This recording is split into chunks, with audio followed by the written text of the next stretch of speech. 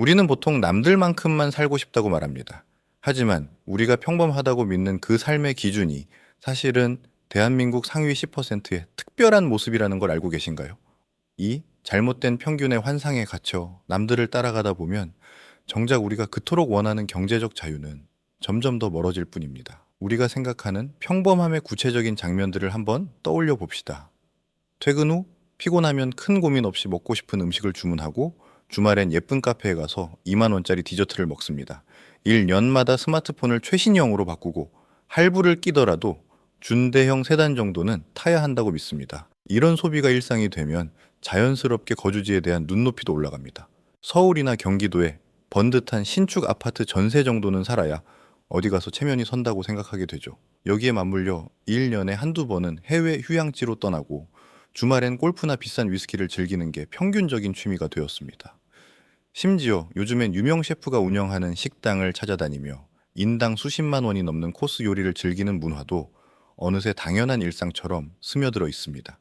그러나 이 장면들을 무리 없이 유지하려면 부부 합산 소득이 세후 월 700만 원에서 800만 원은 되어야 합니다. 대한민국 전체 가구 중 이 정도 소득을 올리는 구간은 상위 10% 내외에 불과합니다. 우리가 평균이라 믿는 이 상위 10%의 생활을 그대로 따라가다 보면 저축할 돈은 한 푼도 남지 않게 됩니다.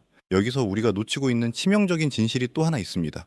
우리가 남들만큼만의 기준으로 삼고 있는 그 사람들의 실상은 사실 습관적으로 카드 할부를 사용하고 자산 형성에는 큰 관심이 없는 경우가 많다라는 것입니다. 우리가 겉으로 보는 평범함의 이면에는 사실 미래에 벌어들일 소득을 미리 가져와서 쓰고 있는 위태로운 현실이 숨어 있습니다. 주변의 화려한 모습들이 결코 탄탄한 자산에서 나오는 여유가 아니라는 뜻입니다. 이제는 남들만큼이라는 모호한 기준 대신 내가 지불하는 돈이 가진 진짜 가치를 따져봐야 합니다.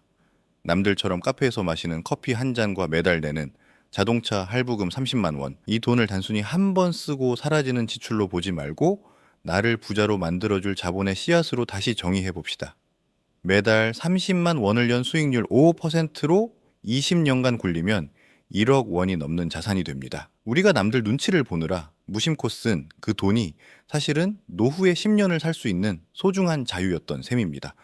그런데 실제 통계 수치를 들여다보면 상황은 훨씬 더 심각합니다. 우리나라 가구 자산의 70% 이상은 부동산에 쏠려 있고 주택담보대출의 원리금을 갚느라 빠듯한 경우가 많습니다.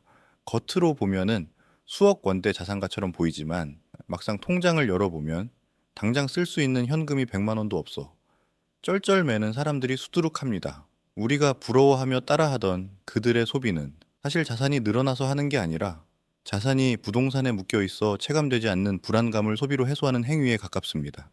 그렇다면 우리는 이 가짜 평범함의 늪에서 어떻게 빠져나와야 할까요? 우리의 인생을 바꾸기 위해 당장 실행해야 할 세 가지 행동 전략을 제안합니다. 첫째, 소비의 기준을 타인의 시선에서 나의 시간으로 완전히 교체해야 합니다. 우리가 무심코 긁는 신용카드 할부금은 사실 미래에 내가 자유롭게 쉴 수 있는 시간을 미리 팔아치우는 행위입니다. 남들에게 보여주기 위한 소비를 하나씩 줄일 때마다 우리는 미래의 자유를 하루씩 사오고 있다는 사실을 명심해야 합니다. 둘째, 거주 자산과 생산 자산을 철저하게 분리해서 관리해야 합니다. 많은 사람이 대출을 풀로 끌어 쓴 신축 아파트 한 채가 인생의 정답이라고 믿지만 그것은 내 현금을 모두 가둬 버리는 감옥이 될 수도 있습니다. 남들이 아파트 평수 넓히기에 혈안이 되어 있을 때 우리는 내 통장에 매달 현금을 꽂아줄 진짜 자본을 모아야 합니다. 그것이 배당주가 되었든 수익형 부동산이 되었든 아니면 나만의 사업 소득이 되었든 상관없습니다. 셋째, 상향 평준화된 정보의 흐름을 의도적으로 차단하고 나만의 속도를 지켜야 합니다. 손가락 하나로 전 국민의 화려한 일상을 훔쳐볼 수 있는 시대의 비교는 독약과 같습니다. 남들이 오마카세를 가고 명품 쇼핑을 인증할 때 우리는 조용히 계좌에 쌓이는 숫자를 보며 쾌감을 느껴야 합니다.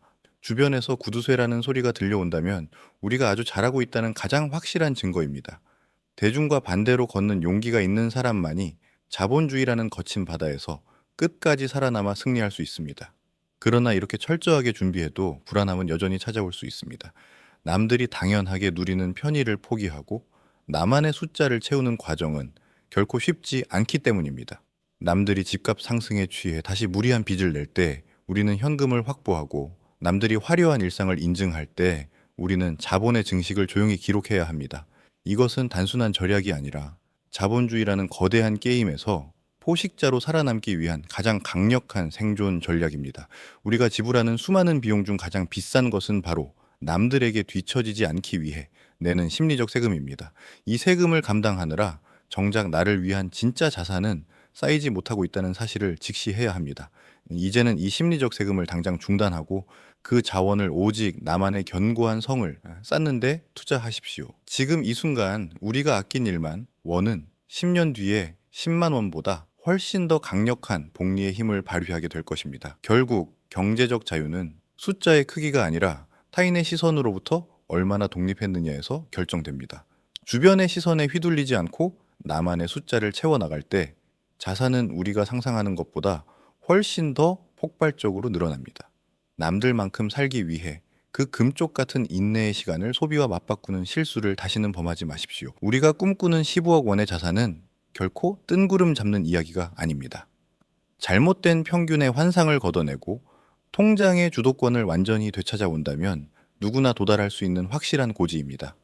매일 아침 반복되는 고단한 출근길과 직장에서의 압박감이 숨이 턱 끝까지 차오를 때마다 기억하십시오. 오늘 내가 남들의 기준을 무시하고 지켜낸 그 돈이 훗날 나를 이 모든 고통과 눈치로부터 영원히 해방시켜줄 유일한 열쇠입니다. 세상은 끊임없이 우리에게 더 많이 쓰고 더 많이 보여주라고 유혹합니다. 하지만 그 유혹에 넘어가 시스템의 소모품으로 남을 것인지 아니면 그 시스템을 이용하는 주인이 될 것인지는 오직 우리의 선택에 달려 있습니다. 우리는 더 이상 가짜 평균에 속아 소중한 인생을 저당 잡히지 않을 것입니다. 담백하고 정직하게, 그리고 누구보다 치열하게 우리만의 부의 지도를 그려나가며 진짜 인생의 주도권을 쥐어야 합니다. 매일 아침 빽빽한 인파 속에서 우리가 스마트폰으로 훔쳐보는 남들의 일상은 사실 우리를 계속 제자리에 묶어두기 위해 설계된 정교한 신기루일지도 모릅니다. 남들만큼 살기 위해 그 고단한 시간을 견딘 대가를 다시 남들에게 보여주기 위한 비용으로 지불하는 이 굴레를 이제는 우리 스스로 끊어내야 합니다. 오늘 우리가 꾹 참아낸 소비 한 번은 단순히 숫자를 아끼는 행위가 아닙니다. 그것은 미래의 내가 누군가의 눈치를 보지 않고 내가 원하는 장소에서 내가 사랑하는 사람들과 함께 할 수 있는 진짜 시간을 미리 사오는 소중한 과정입니다. 15억이라는 숫자는 결코 닿지 못할 꿈이 아닙니다. 오늘 당장 내 주머니를 조금씩 갉아먹는 작은 구독 서비스 하나, 의미 없는 할부 결제 하나부터 정리해보는 건 어떨까요? 남들의 화려한 박수 소리보다 내 계좌가 조용히 불어나는 소리에 집중하는 삶. 그 단단한 여정을 제가 끝까지 곁에서 돕겠습니다. 오늘 당신이 보여준 인내가 훗날 압도적인 평온함으로 돌아오길 진심으로 응원합니다.